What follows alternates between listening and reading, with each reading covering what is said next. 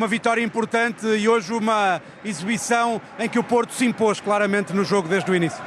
Sí, antes de nada, antes de falar de cualquier exhibición, acho que o máis importante agora era dedicar esta vitória ao noso compañero de equipa, Thiago, que está a pasar xa sabedes, un momento moito difícil e o noso mellor agasallo para ele, era o mellor presente para ele era esta vitória, entón, primeiro de todo, esta vitória vai para ele, mandamos desde aquí moita forza.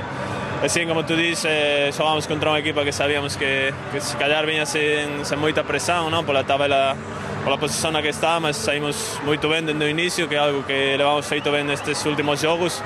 E acho que, como tu dis, conseguimos impor o noso estilo de xogo, en ningún momento dimos oportunidades a eles para entrar no jogo e, ao fin, tamén unha clean sheet e 3 golos que são importantes.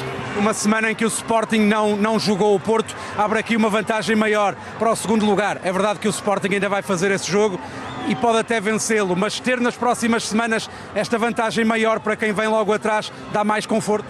Non quero saber de Sporting, de vantaxes, temos que focarnos no noso, sabemos que quedan 8 finais, dependemos de nós e o que os outros façan, se queren adiar o xogo ou non quiseren, nos dá igual, temos que focarnos no noso, 8 finais, 8 vitórias que podemos facer, então vamos por ele. Gabri, 5 golos, 9 assistências, já participou em 14 golos no Porto nesta época, está quase a igualar a sua melhor época de sempre, quando estava ao serviço do Celta de Vigo. Este é o melhor Gabri da carreira? Non, nin perto, acho que nin perto, teño moito marxen de mellora, de feito non estou moito contento cos meus números, acho que teño que axudar máis niso na equipa, e sobre todo porque confío moito no que teño e son moito exigente.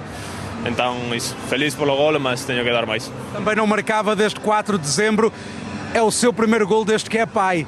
É um gol também com dedicatória especial nesse sentido? Sí, desde que teño un tornocelo novo, depois daquela xogada ali contra o Guimarães, pois non facía golo, pero bueno, agora xa está tudo ben, espero que agora abra unha época para facer máis golos, para